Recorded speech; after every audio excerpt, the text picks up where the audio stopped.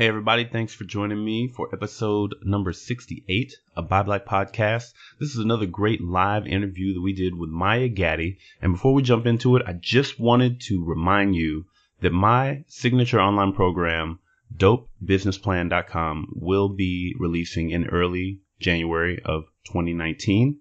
And so just another reminder, if you have a brilliant business idea, but you've had a hard time putting some structure around it, turning it into an actual business model and a business plan, my signature course is going to be for you.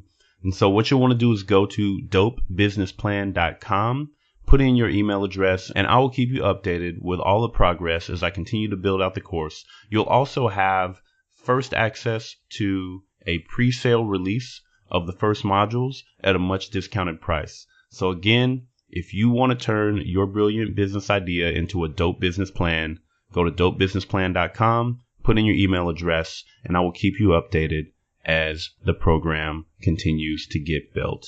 All right, that's enough of that. Let's jump into the show. One of the things that I see commonly against pretty much all the women that I've worked with is voice, right? So there's this idea about passive income. Yes, everyone wants a passive income. You want the lifestyle. You want to be able to travel. I know the 6-figure thing is a big deal. But number one for me and my clients is voice. We want to have the space and the freedom and just the opportunity to share exactly how we want to share. We have all of this information, all of this experience, all of this knowledge, a lot of times degrees, professional degrees, families, all of this stuff that we want to put together and share in our way, right? A distinct voice. Buy Black Podcast, episode 68. 4 game-changing tips to make your service business more profitable, even when you think you've hit a plateau, with Maya Gaddie.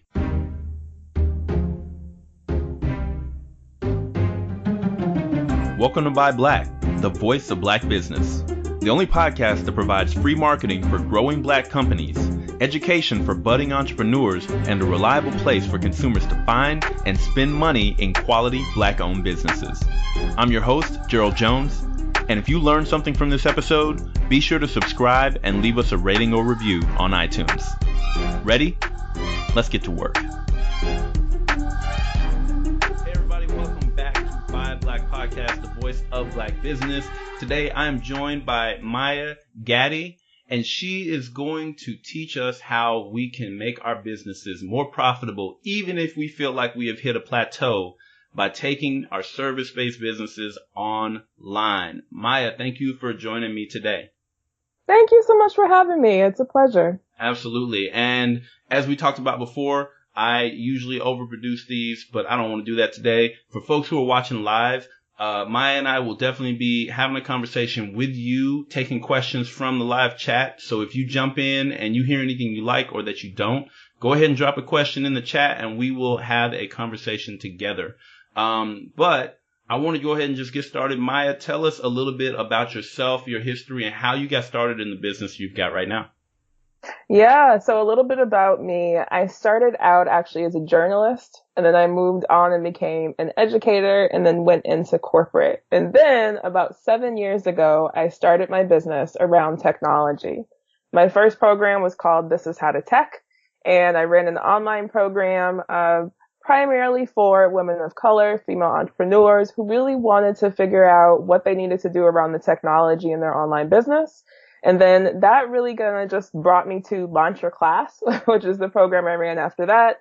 And now currently I have a version of that program that I run live as a live weekend workshop where I teach female entrepreneurs who already have a business, typically offline, service-based business, how to really own their ideas, their impact, and the information they already know, and then also take ownership of how they work with their own clients. So really enjoy what I do. It's been quite the evolution. Yeah, and so that whole world of doing online courses, I know I've heard it all the time because I look for it.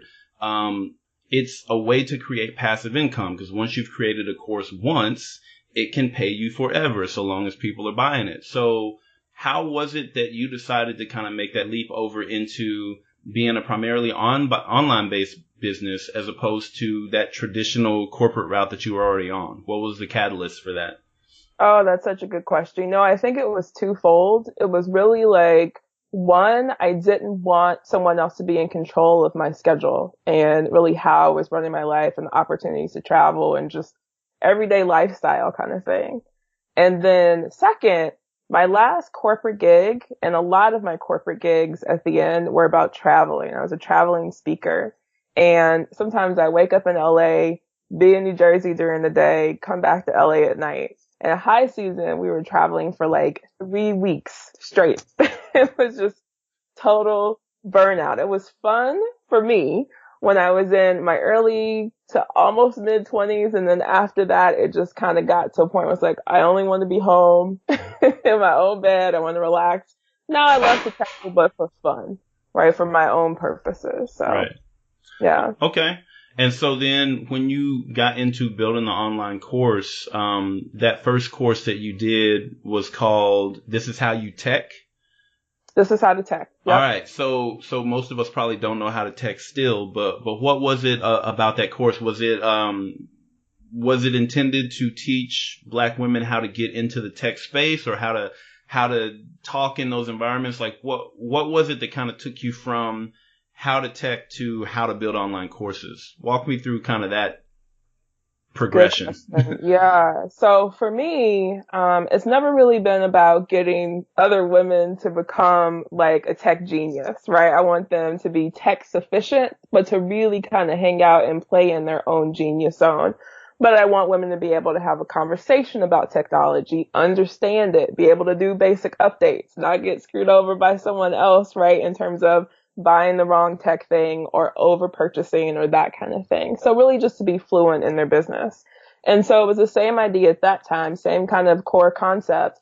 And it was walking them through how to do their automations, how to set up their emails, how to pick the right tools. A portion of one of the modules was about how to set up their online program. And it was everybody's favorite module. So when they came on, I swear, it was kind of like, I think it was the first program. So it was roughly 12 people in the program. Everybody showed up that day. Notes, everybody ready. So I was like, okay, well, obviously this is one that's going to be really popular. And so I just kind of went from there. I did some workshops around that topic. I talked a lot about the technology piece. I talked a lot about the launching piece, a lot about the creation piece of the program over the years. But it was really starting with that program and realizing that that was one that people were really excited about when I was in corporate. Part of what I did as a traveling speaker was actually sell programs. So master's degrees, doctoral programs, that kind of thing from the stage. There was some technology speaking in there too, right? So it all just kind of made sense. Like, oh, I created courses for traditional universities, and it was a really good translation, I felt like, of my experience, something that I enjoy doing. Okay. I like it. I like it a lot. So you had a all-encompassing course. You went to, hey, people really want to learn how to build an online course. Now, did you charge the same for that? Did you charge more for the online course than the previous tech course? Like how did you make that the pricing transition? We all have a problem with pricing, right? How do I decide how much to charge for my thing? Yeah. Let me tell you what, This Is How to Tech was $10, the first version of it. I charged $10. You know what? Let's have that conversation a little bit later on. It's ridiculous. Yeah, it's $10, and I must have spent, I even rented out like a co-working space to be away from the house, so it would be super quiet. And I spent like 2 weeks. I did the pre-work, and then I spent 2 weeks actually like in a recording studio recording the course for 2 straight weeks and charged $10 a person for it.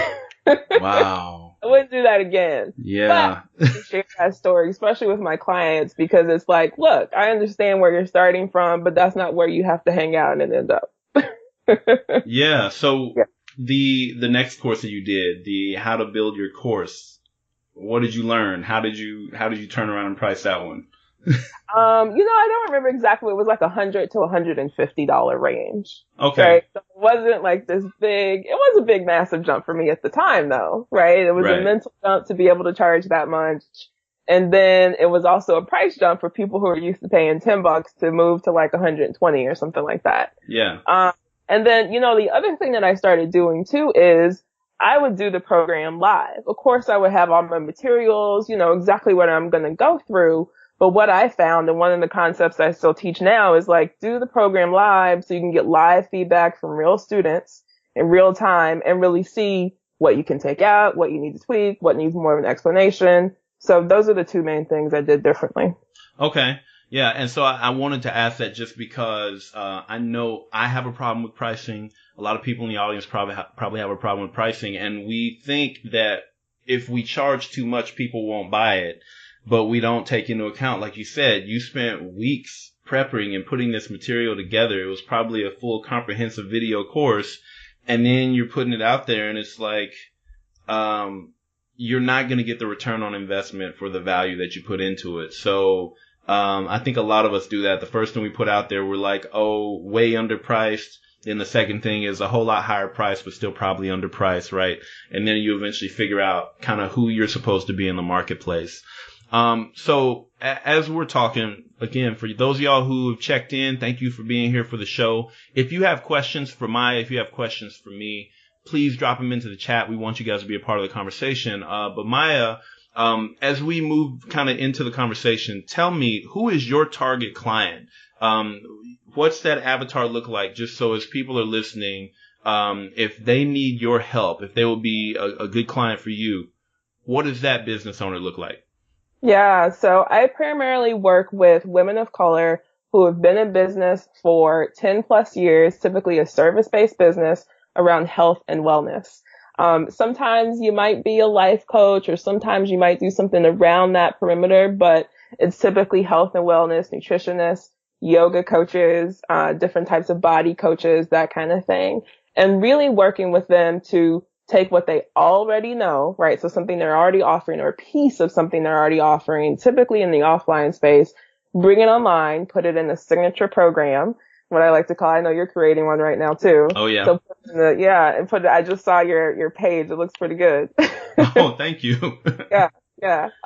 So put in the signature program and help them actually create it, launch it, and then sell it, and then continue to scale that income. Okay, now what kind of problem are your target customers usually having when they come to you and they say, hey, I'm doing this thing, it seems to be working, but something's just not right? What is it that brings a person to you to kind of bring that business online? What are they experiencing? It's typically one of two things. It's typically one, they've had this idea for some time that they want to sell a course or they want to sell a signature program or a workshop, right? Some kind of signature piece that they want to put in an online course kind of format. And they just haven't done it yet. They've been thinking about it. It's been on the table for a while.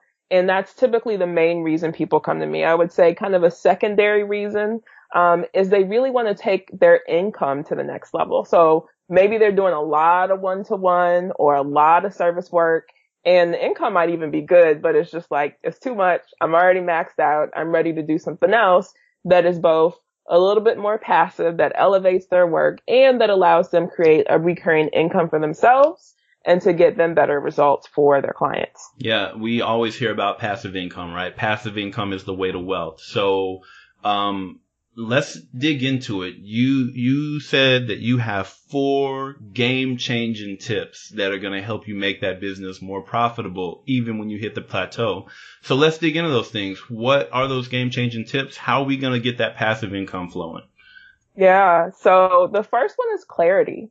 You want to be clear about what your next steps are. So here's the deal. A lot of times I have someone come to me and they say, look, I have 5 different programs or I have 5 different ideas and I want to do all of these ideas this year. All right. All my clients need all of these things and I want to put this together. So the first thing I have to do is disappoint them and say, we're not going to do 5 of those things. You can write them all down and then I'm going to have you put an X next to 4 of them. Oh, wow. Focus on one thing. Period. Okay. Convicted. I'm convicted over here. No, please. Just keep airing all my dirty laundry. But I think that I know I can relate. I'm sure there is a very special person out there somewhere who is just so focused in the very beginning and just knows it's only one very focused thing. But I think that that is rare. But I think that's where the gold really is. If you can really narrow it down and say, look, I'm going to focus on this one thing. I'm going to workshop it. I'm going to work it. I'm going to sell it. That's the focus. And then that's when the fun part comes, because then you can add in all the other stuff, right? Okay. And then you have some income for the other stuff. Yeah, that's the trick. Yeah, all the ideas in the world, but you need to have revenue in order for you to be able to invest in all the ideas. Yeah. Okay, so I got that. Okay, my heart attack is subsiding just a little bit. So what else? I have to be clear. I got to do one thing at a time. What else do I need? One thing at a time. And it's not that you can't do those other things. It's just focus for now, bring in the other stuff later. And as it makes sense and complements that one focus. Okay. Yeah. And then the second thing I would say is you really want to get clear on what your offer is. So how do you get clear on what your offer is? I think it's a lot of ways you can do it, but two of the main things you can do underneath this is to, one, talk to your clients or who you think your clients are, right? So if you already have a list, you already have people you can speak to, awesome. If not, it's your job to go out and find and start talking to those people, whoever you think they are. Don't pretend like, okay, I'm going to create this whole thing and then later I'm going to go and talk to and find the people. No, it's about flipping that around and talking to the people first. And that's how you know if your offer is solid, if it's something they want to buy, you're actually asking them to purchase it or asking them to purchase some piece of it. And you want to actually have them buy the offer. Okay. So, Okay. yeah. Expand on that, because I think I know what you're talking about there. But that's very counterintuitive. Before you build anything, go find the people who want to buy the thing you're going to build and have them pay you money for it before you built it. Is that what you're saying to me? That's what I said. That is the most counterintuitive thing in the world. I need you to explain that. How am I going to get somebody to buy something I haven't even built yet? So let me break that down. So one, you could be a person who already has an audience. In fact, if you're a service-based business owner, you already have an audience of some sort. Somebody has worked with you in some capacity. So those are the people who are listening right now. So really, unless you know for sure you don't want to talk to those people, then those are the people that you're starting with, right? You're starting with who you know. Yes, friends, family, etc., but really the people who already bought from you and who know what you do, who already have a know, like, and trust factor. And then it's your job to go and find more of those people and start the conversation and say, hey, look, I have this thing I do. And it can just be a piece of the thing, right? So it's A, B, and C. I want to introduce part A to you. And then I'm going to share a little bit about that. Are you interested? Awesome. Show me you're interested and let's take the next step. So an example of that might be someone who's a nutritionist and they really want to sell something, right, around a longer kind of like 8-week program. Okay. So my suggestion to them would be, why don't you run a live 1-hour talk or 2-hour talk around that in an online format. So for me, I always talk about the online format and then sell that. It could be $20. It could be $100. The price point there doesn't really matter yet because you really just want to get in front of your audience. You want to talk to them and you want to get some buy-in in terms of them actually purchasing something and them showing interest. Okay. Now, all right. So let's use me as an example. All right. I want to build this course that is going to teach people how to create a business plan around their brilliant business idea that's just a jumble of thoughts in their head. Now, the price tag that I'm thinking about this is, we'll call it here, right? It's above my head. It's above what I think I should be charging for it, which means it's probably not as much as I really should be charging for it. But the price tag is here. Do I want to go to get people before I've ever built it and ask them to pay me that price? Or do I just want to ask them to pay me money of any amount just to prove that somebody will pay money for the thing I want to build? I think it kind of sways towards any amount. That being said, it's not you saying, hey, I can give you this whole program for $5. It's, hey, I'm going to show you the first module or the first real core lesson in this program. And that is X amount less. Okay. That works. Yeah. Because it's so easy to build the first module. It's impossible to build a whole course. Trust me, I've tried. but you can build the first module. You can sell it to people, show it to people. Then you get the feedback and they're like, you know what I'd really like to have is XYZ. And then you build that to go onto it. Mm-hmm. You are blowing my mind right now. I hope that y'all who are out there in the chat, y'all are listening, because this is strategically, it's blowing my mind right now, because I have struggled so hard to try to figure out how do I get people to pay me money for something I have not built, because I keep hearing that, without feeling like I'm kind of scamming them or anything like that. And so I think that makes a lot more sense. You build the first piece, you put it in front of them, they pay for it, and then you get that feedback on what it is, what else they need, and that becomes the rest of the course. I love that.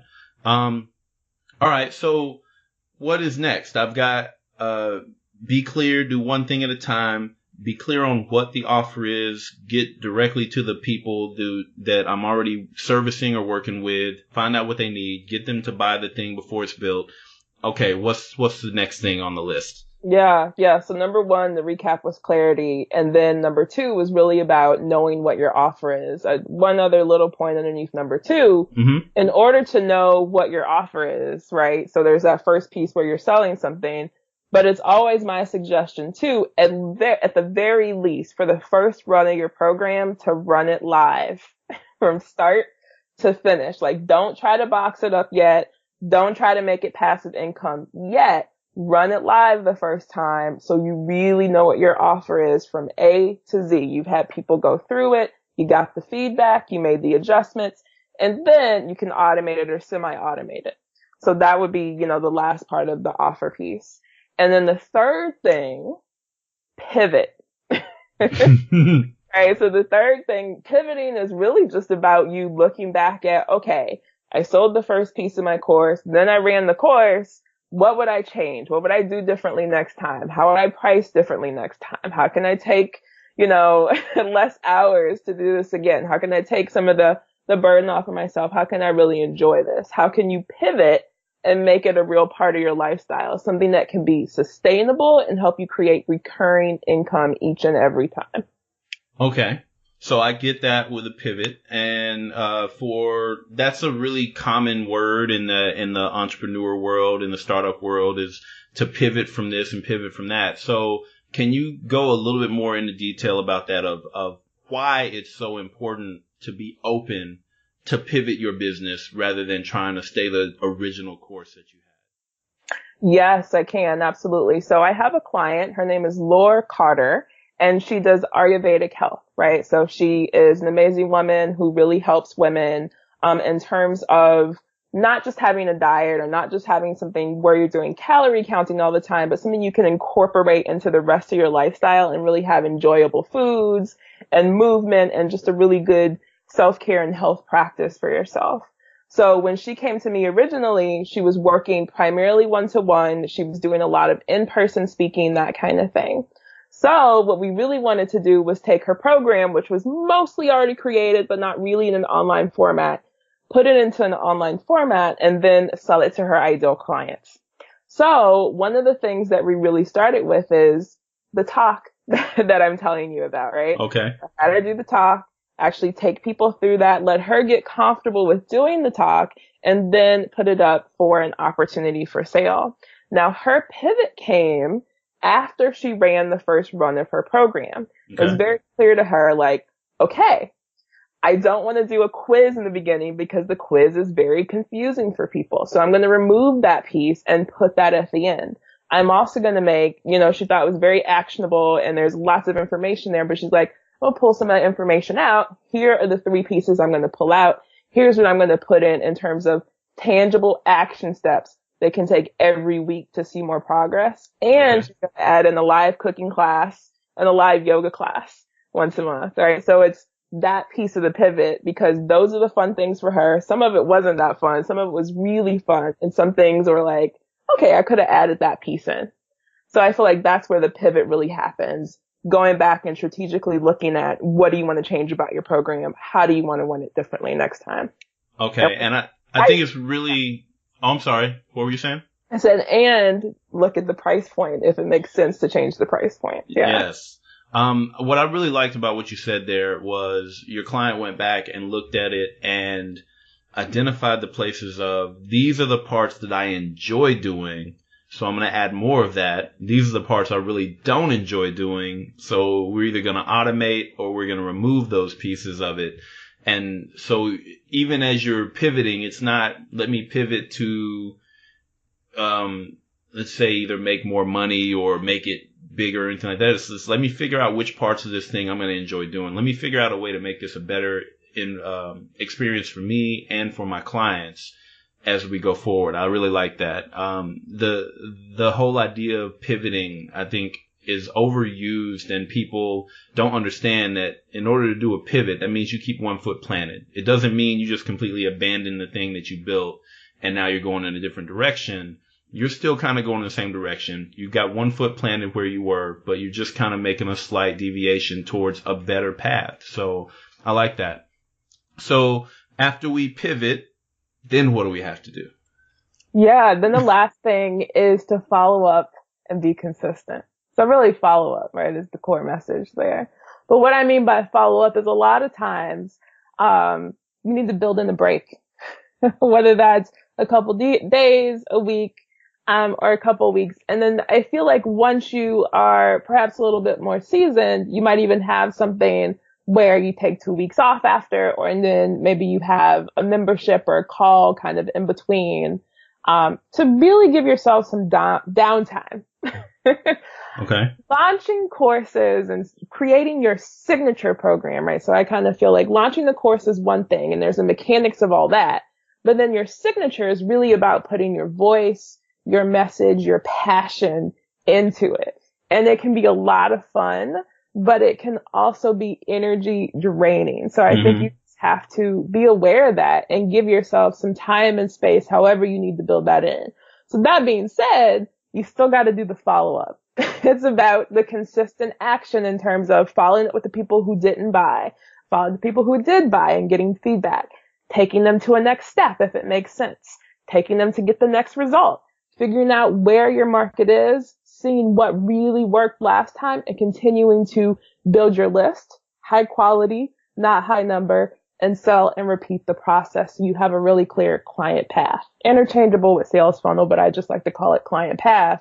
That gives them a really clear step of you do this, you do this, you do this. Yeah. And then, and then you do this, repeat. All right. So I'm going to borrow permanently client path because sales funnel sounds icky and scammy to me. When we hear that terminology all the time, I have used it, but I really like client path. I'm writing that down right now because that does make me feel better about what we're doing. I feel like there are a lot of people like you out there in the world who want to genuinely help people do things better, and you use or create processes very similar to the ones that the scammy people who just want to get money, like it's the same process, but the heart behind it is different, right? For your clients, these women in business who have had their offline programs for so long, client intensive, things like that, what is the value to them of kind of leaving that world behind where they have been directly engaged with people to putting their energy and effort into building this online program? Because all those things you're talking about, the follow up, the list building, the marketing, all that is intense. That is time and energy intensive. How does a woman maintain her identity in her original business while also bringing on this signature program? That's a really good question. I think one of the things that I see commonly against pretty much all the women that I've worked with is voice, right? So there's this idea about passive income. Yes, everyone wants a passive income. You want the lifestyle. You want to be able to travel. I know the 6-figure thing is a big deal, but number one for me and my clients is voice. We want to have the space and the freedom and just the opportunity to share exactly how we want to share. We have all of this information, all of this experience, all of this knowledge, a lot of times degrees, professional degrees, families, all of this stuff that we want to put together and share in our way, right? A distinct voice. The second thing I would say is delivery, right? So a lot of times I have clients who are in a particular location and they've kind of gotten a little bit stagnant or into a particular habit because of their location.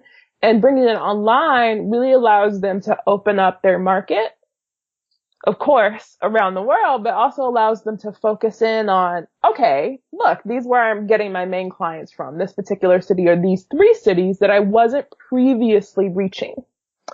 And then finally, I would say it allows them to create a better experience for themselves and for their clients, right? It frees up some of that time and space. They can do some of this video stuff. And really, it's almost an immediate impact on, especially if they're doing one-to-one or they're doing particular services, it's an immediate impact on how they deliver the services and the experience that they have for themselves, the time they're able to create, and how they're able to structure their schedule much differently versus being in person. Okay. Now circling back to the signature program, because obviously that is just different from any old online course. I want to ask about the 3 steps to build the program. I think we'll get to that, but the thing that's kind of on my heart right now to ask about is more, tying back to what you said before about you were a speaker. You were on the road a lot. You were out there basically marketing these courses for another company. How does that play into this for your clients? Are you also creating a situation where they're going to build a signature program and then they're also going to go out and they're going to start speaking, they're going to start traveling, and marketing this program? Or is this, I don't know. I guess what I'm trying to ask, when I think about it, I think about, hey, I'm going to need to create a presentation and go out and start speaking to let people know about this business plan program I'm building, and getting into those circuits as a speaker. And then now you start asking about a book, because everybody's got to have a book. Like, what's the, I know what to ask. What is the client path for your clients once they start building their signature program? Yeah, good question. So I will preface this by saying I feel like all of my clients, all the ladies I work with, they want to speak, right? There's certain speaking gigs that they want to have. And each year I have clients who go, oh my gosh, I finally got to speak at so-and-so event. Oh my gosh, I finally got to write my book, right? Okay. But that's more of a residual effect because they've started to get their voice out into the world. They've gotten comfortable with their ideas. They're selling it, right? They have a recurring income and a recurring class that's happening. What I primarily focus them in on is how are you going to make connections and make sales in the online space? Okay. So for me, that's about list building. That's about connecting with people, whether that's guesting or having a guest talk online, being a podcast guest online, and creating your own space to kind of lead them back to your list, your talk, right? Your site, your newsletter, and really kind of create a community for people before they ever buy anything. So I like to have that consistency piece. Yes, some free content. It doesn't have to be all the moon and the stars. It just has to be effective, and it has to be clear, and it has to be you, stated plainly. And then really moving people who are interested in taking the next step and the results you can provide down your path. So typically it's a talk, and then I move them towards actually probably doing that talk again, getting that cough again. And then most of the time after that, unless it's just something they really enjoy, we put that into a webinar path, and then it's moving the leads through the webinar into the online course. Now, most of my ladies have 2 options. So there's an option where you could just directly buy something, or they might have a VIP package. And so the VIP package, they might have a one-to-one conversation sometime in between that webinar and webinar follow-up. Got it. Yeah. Okay. I like it a lot. All right. So let's get into the signature program. You have 3 specific steps where somebody can get started right now with building their signature program. What are those steps? How do we get started? So number one, you want to plan. And so that requires you to do a very comprehensive, I will say, brain dump of what you want to create. So of course you have to have the idea. Yes, a lot of people like to focus on the name. I'll get to the name in a second. Okay. But I really have my clients start with a full brain dump of, okay, you got your idea, and now what do you want to break it down with? So what do you want to share? What do you want to tell people? What do you know you have to include? What's the study that you know you want to say, right? What is your unique experience, your unique voice around this? What's the result you can help people get? Dump it all down on the page. And in terms of name, I really like it to be plain, clear, and effective. Okay. So I mentioned before, this is how to tech for female entrepreneurs who have a business or really want an online business to help them, move forward in the online space. Launch your class. This is how to launch your class, plan, build, and launch your class in 90 days. So I like the very literal naming. That's worked really well for me. Okay. You do the cutesy names and those kinds of things. That being said, I just think that other people are better at that. So that's not something I focus on. I focus on, this is what it is. Is that clear? Cool. Let's sell that. So that's the first step, is getting really clear about, okay, I got all my ideas down. How am I now going to move forward? My second step would be package it up, right? Get your real clear drafts, tell it to somebody. Now, this doesn't have to be paid. I think if you are already in the online space and you're used to kind of selling these things, this might be an opportunity for you to create a talk or for you to create something small and paid. But really, it's taking that information and starting to get comfortable with sharing it with people. So whether that's if you're feeling really shy and this is your first time out, starting with friends and family and people who are going to support you. And if you already have a list, starting with your list and really starting to share that idea. And then the third thing is to do an invite. So an invite where you really talk about, okay, here's what I'm doing in this program. Here's what it's going to look like. This is the first version of the program. I typically don't call it a beta. I call it founders. Okay. Right? The founders program. I love your words. Thank you. And this is what we're going to walk through.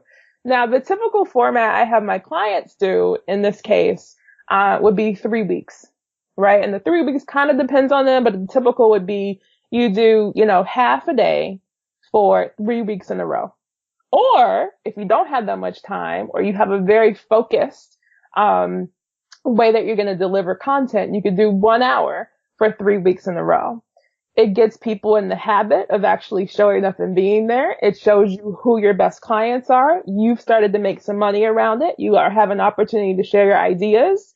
You can start with the first week and at least get them a small result, right? So you can kind of take them through some baby steps of something in that time and space.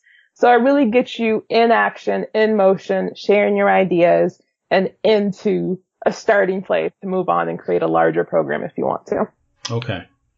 I love it. All right. So we have our signature program. We have our starting place. And then I want to go backwards. You also mentioned the importance of a voice and having the freedom to use your voice.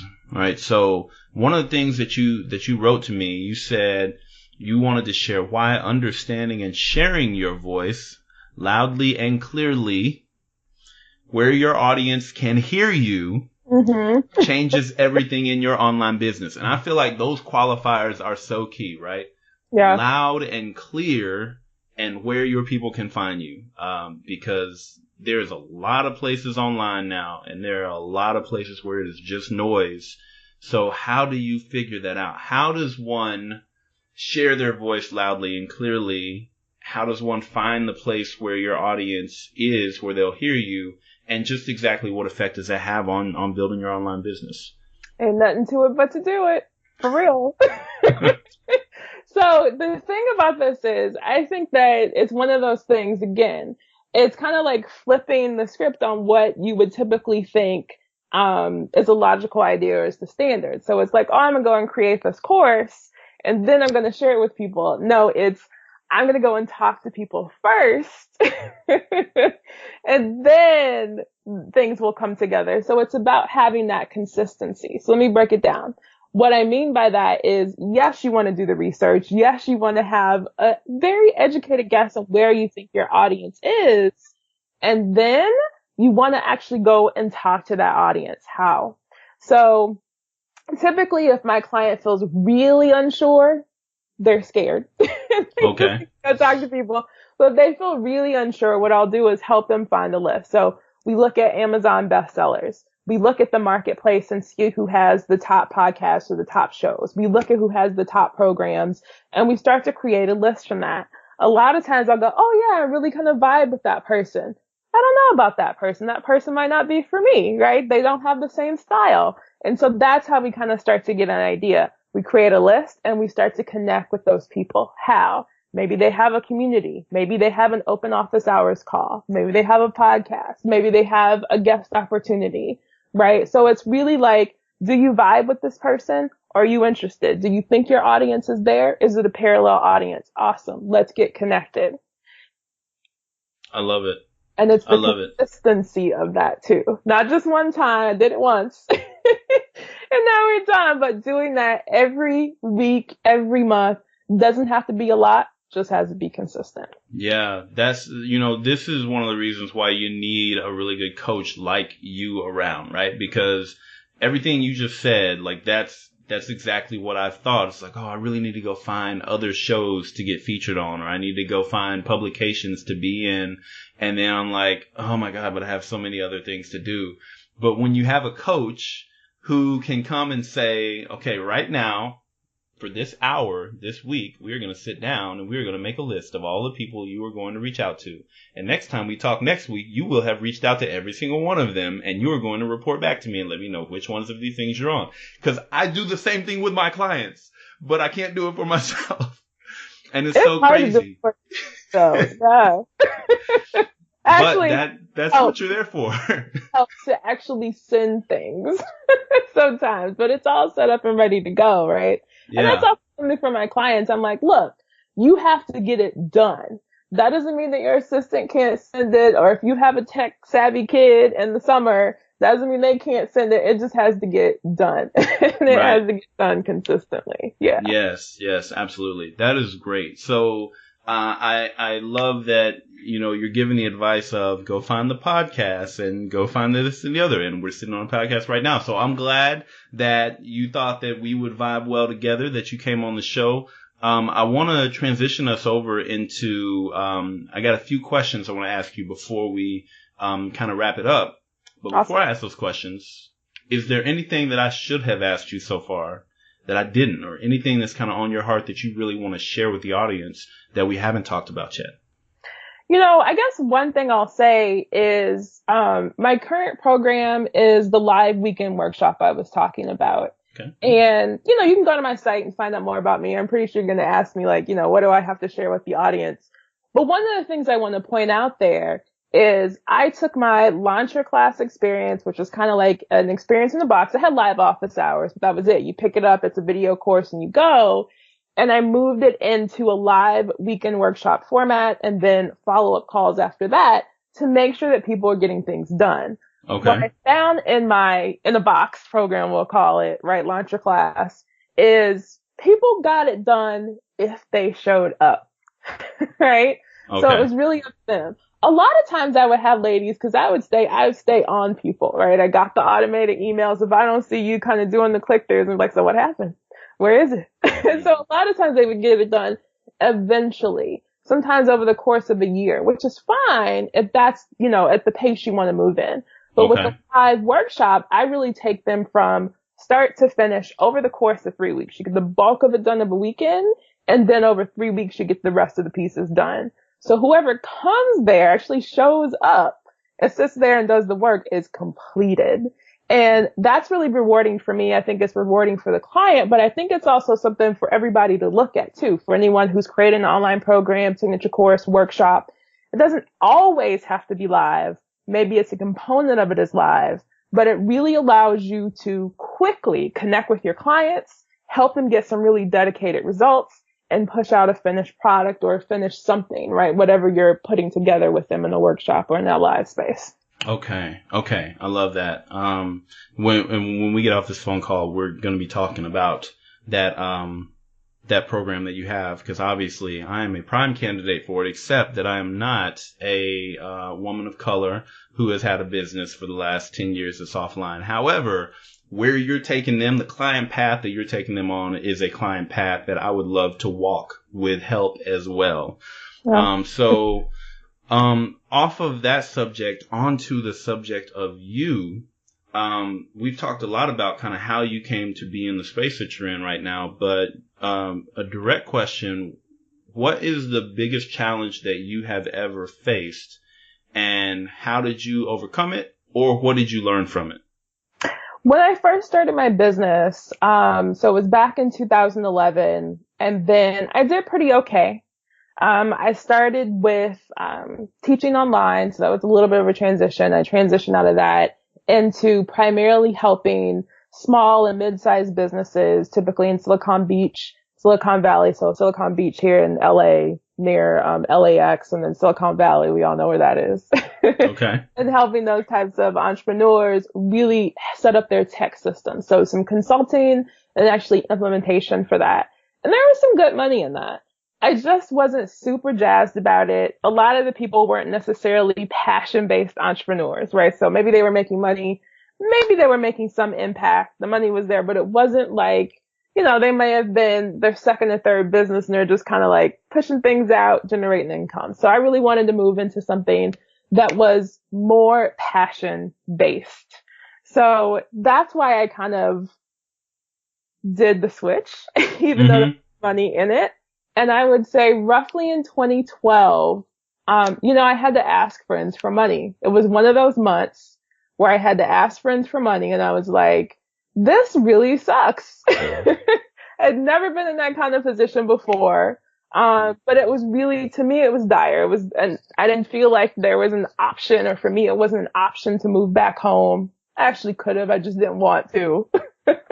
And I was like, I'm so close. I'm right here. If like, if I can make it to the next month, I'm going to make it through. And I made it to the next month, and I made it through, right? I got to pay my friends back in roughly 30 days or so. And I pushed out the program. I made the sales. I did what I had to do in terms of, okay, I'm going to sell this program. I'm going to sell this consulting contract, those kinds of things. But it really got me focused and just kind of stopped playing. I think I still hadn't quite, so I left in 2011. That was 2012. I hadn't quite made the switch from, okay, I'm corporate, I'm kind of like self-employed. I had made the switch, but mentally, I was like, oh, it'll just kind of all be okay. And I was like, no, I'm not going back. Going to get a gig tomorrow is not an option. So we doing this or not? So that was a big pivot for me. And since then, I've really been able to make it work. But that was a tough month. Wow. Yeah, it's such a scary time. Like I'm still corporate, and I'm building my escape right now, right? But at some point you have to take that step. I don't call it a leap, because some people take the leap. Not everybody is designed to take a leap. I'm not designed to take a leap. I'm designed to keep walking right up this path until I have built the other half of that bridge so that I can just walk across it.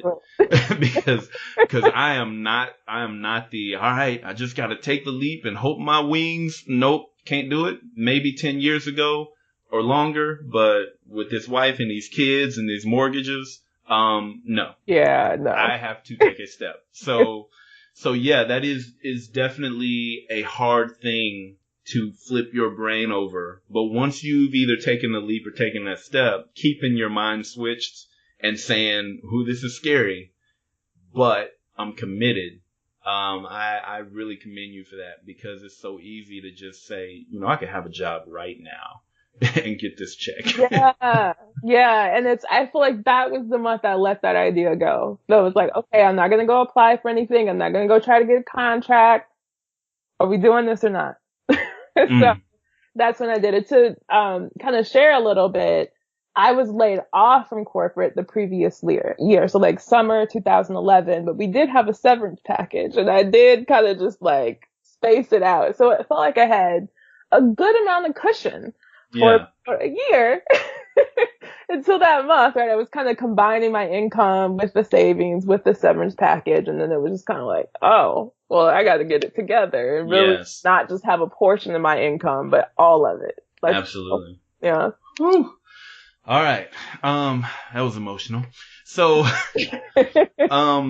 the next question I have is usually, what's your favorite tool? What tool do you use that saves you time, energy, and money? However, pause for effect.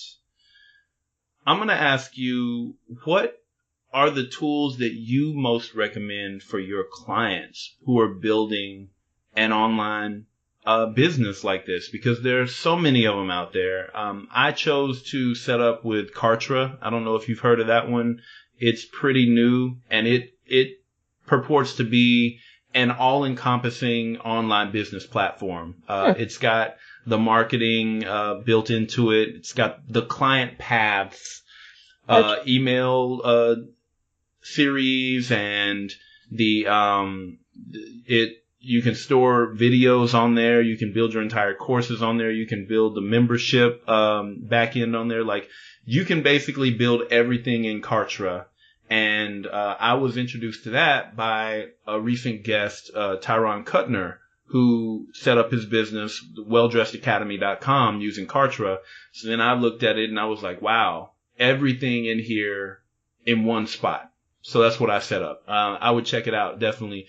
KARTRA.com.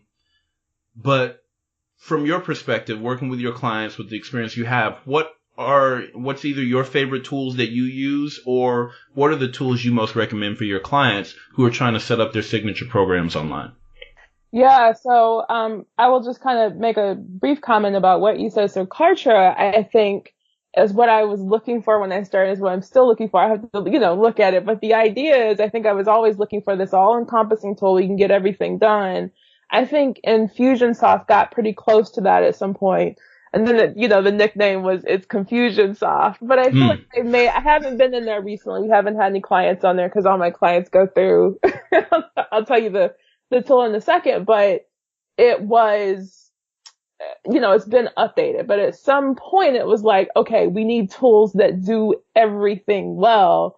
And it's never been that it did everything well. It's like, okay, it does those pieces, and some of these are just kind of okay, right. So yeah. But you can find my tools list, the full comprehensive list, at mygaddie.com/tools. And to give you an overview, ActiveCampaign, right, is one of the main ones I use. Pay Membership Pro is one of the main ones I use. Thrive Themes.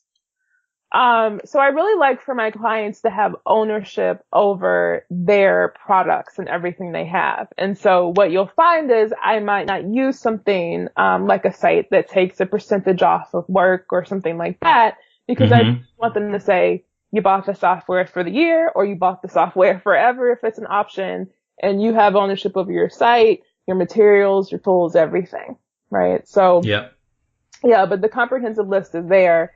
I really like all of them, but I would love to have everything all in one place. Would be nice. Yeah. So I've looked at some of those things. I think I've tried, the Thrive, what's it called? The plugin for WordPress, and I've seen Infusionsoft and some of these other things, and they're all very expensive from my perspective. So when we hop off, I'll actually give you my affiliate link for Kartra as well, because if you see it I looked at it and I was like, man, it has everything all in one spot. But if you see it and you like it and something you want to test out, then I would love for you to, go through it. Affiliate links are always wonderful for us. Yeah. Agreed.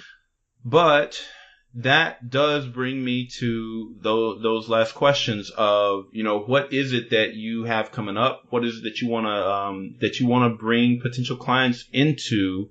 And how can people get signed up for that? Somebody like myself wants your help in building that first signature program. How do we make it happen? Yeah, so I think the very best thing, and where to get started, mygaddie.com/subscribe. It's a free training called the 3 Shifts that really walks you through it kind of adjusts for your stage, but walks you through how to make a shift with how you're selling your group program or your signature program in an online space.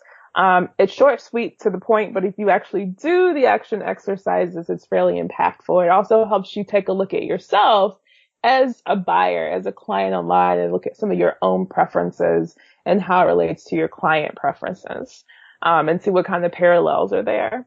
I'd say the other place is MayaGaddie.com. Get the book. And if you enter in the code Buy Black Podcast, you can get 25% off. So it's a pretty cool. It's a cool little ebook that really walks you through the top 30 questions my clients have asked me. And I try to be really candid and really thorough in terms of the answer I provide and the resources and references I give in that book as well. And then the live workshop, right? So if you've signed up for the list, you've done the subscribe thing, I always announce the live workshop through my email list. And that next one is happening in late January. Okay. Mm-hmm. So the discount code is Buy Black Podcast. Mm-hmm. All right. And so just for our Buy Black Podcast watchers and listeners right now, so we're going to break down what just happened there. All right. So there's 2 entry points into the client path, as I'm seeing. There's MayaGaddie.com/subscribe or MayaGaddie.com/get the book, right? And we're going to gauge your level of dedication to building your signature program by, if you subscribe and you get this course and you do the action steps, it's going to be valuable for you. And that's going to make you want to go further down the path. If you go and you get the book, you have already gone through the process of, with your clients, getting asked all these questions, answering the questions. You answer them so many times that you're like, you know what, I'm just going to put them all in a book, right? Mm-hmm. And then if I read that book and I get the answers to these questions, then it helps me go further down the client path. And then I can go to your live workshop and I can get most of what I need done in a weekend. And then that takes me into getting the rest of the course that I can do over a time period. And when it's all over with, you have gotten me with my signature program, and I too can go out and start making money and speaking and being super awesome because I followed your client path. That's right. And then, by the way, that's going to happen. Good. Yes, let's do it. That'd be awesome. I think, like I said, I took a peek at your program. Dope. And I think it looks pretty dope, right? And I heard your description. So I've been listening to some of the episodes, of course. So I'm excited for you and to see what you put together. That is awesome. Yeah. You talked earlier about the naming, right?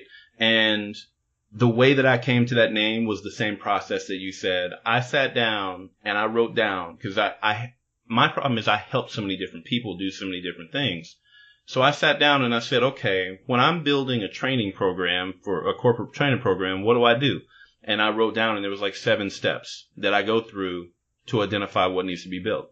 And I said, when I'm sitting down with somebody who says, I got a business idea and I want to turn that into a real thing, what do I do? And I wrote down all the steps that I go through with them. I said, hey, when I have a coaching client and I'm trying to help them to develop their leadership skills, what do I do? And I wrote down, it was like 7 things every time. And then I went through and I said, okay, now can I break these into different segments? And I broke them down, and it was basically 3 different segments. And I said, okay, now from these 3 segments, what acronym can I create from it? And that was where DOPE came from. And I was like, ooh, awesome.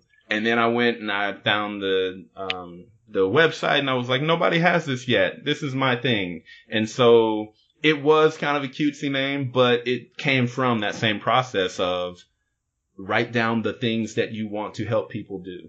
So I'm kind of happy that I came about it the same way that you normally would recommend, sitting down and just write out, what do you do? How do you help people? What value do you bring? So yeah, I feel like I was on the right path a little bit. Sounds like it. Definitely sounds like it. Yeah.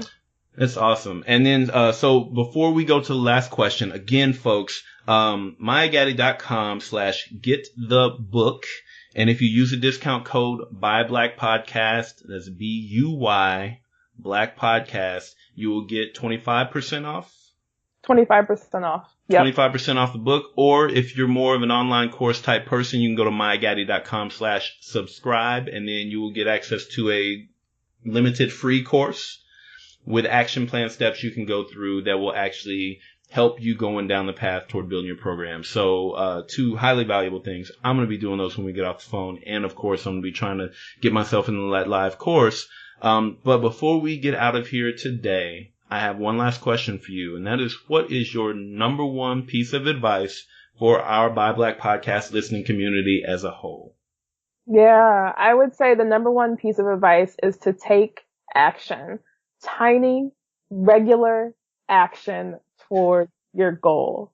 Consistency. So even if you're saying, I have X, Y, and Z, I have a diploma I'm trying to get, I have a job, I have kids, I have family to take care of, I have elderly parents to take care of, whatever it is, make it work. If you got to pull out an hour on a Saturday, every Saturday, and work towards that goal and take one small action and do it again the next week and do it again the next week, that's what's really going to make a difference. You do that for a month, you're going to see a difference. You do it for 90 days, you're going to see a bigger difference. You do it for a year, something has changed. Right? So yes. Take small actions consistently. I love that. Can I add on the caveat of toward doing the one thing? Yes.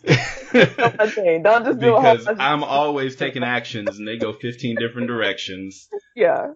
Towards the one. Toward that one thing that you want to achieve. Yeah. Yes. So before we hop off real quick, I had a conversation today. I had a small mastermind with a friend of mine here locally that we connect weekly, and we help each other to develop. We're actually developing a communication seminar together, but we also help each other with our projects. And he told me about this book called The Compound Effect. And it was basically what you just said of, it follows these three people, one of whom is making bad decisions daily, one of whom is kind of making some good decisions, some bad decisions, but is basically comfortable, and then one who is making good decisions daily. And basically after a year, they were all kind of in the same place. After 3 years, one guy was super obese. Another guy was not only super healthy, but also super wealthy and had a great family life. And then there was a guy who was just kind of in the middle, and he was just comfortable. And it was the guy in the middle who was in the most danger, because it was like he wasn't motivated to do anything. It was just years were passing and nothing was changing. And I really like what you just said there of just take one small action consistently, because it could be 3 months, 6 months, 9 months, a year, 2 years, 3 years. And sitting here thinking about, man, 3 years is a long time to see a return on this work. But then you think about it, if we just go and work in corporate, we're not going to see that return until 40 years, 30 years down the line. You got the idea anyway. You're sitting there doing anyway. How long have you been thinking about the idea anyway? Right. Yes. Yeah. So, if you can be 3 years down the line and have a fully functioning signature program, speaking world, and passive income, you can go out and do all that travel that everybody is living their best life. 3 years is not a long time. Yeah. Right? Not a long time at all. Agreed. Yes. So, Maya, thank you so much for going on this journey with me. This has been great. Fun. Yeah. Yeah. Before we hop off, just one more shout to the folks who are watching. If anybody has any questions, I'm going to give you about 30 seconds to just throw them in the chat. If there's none, then I'm going to let Maya go. All right. So 30 seconds starting now. And, Maya, God, there was something else I was going to tell you. I was going to say, I completely forgot what it was, but it was around things. Oh, yeah. The, email. This is just kind of a me asking this question. I hate email. I hate trying to figure out what to say to people. Even with a podcast, I have such a hard time just consistently emailing things. What is your recommendation when it comes to being in touch with your subscribers? Are you thinking like weekly? Is it daily? Or like, how do you recommend keeping those points of contact? I think that your emails can be short, sweet, simple, to the point. That being said, I think you want to do it in the format and in a way that's easy enough for you. Meaning you have a podcast and I know you have a ton of content. What I would do is I would pull out snippets. I'd probably go down the row and pull out 20 or 30 snippets of 5 minutes pieces of content and say, here's a teaser, type it out. Come listen to the rest of the podcast. Or, if you had something pointed, I guess if you're putting together an automation series, that's a little bit different, but you might at least just tease, here's my upcoming program. But I would repurpose the content that you already have. That's what I would do. I've got a crap load of content and it's really good stuff. Mm-hmm. It's just there. That is helpful. All right. You have been just amazing. We didn't have any additional questions, and so I am not going to keep you forever. Everybody who did join us for the live show, thank you very much. Definitely go and share the video. Me and Maya will be able to jump in at any given point during the rewatch to answer questions that come in. But share. Let's get as many people as possible into this client path and going towards building your signature program online. So let's close out the live video right now. And in live video. Boom. And then for those of you who are listening to the audio version of this podcast a couple of weeks down the line, thank you for joining us for the show. We are out and I'll catch you next week.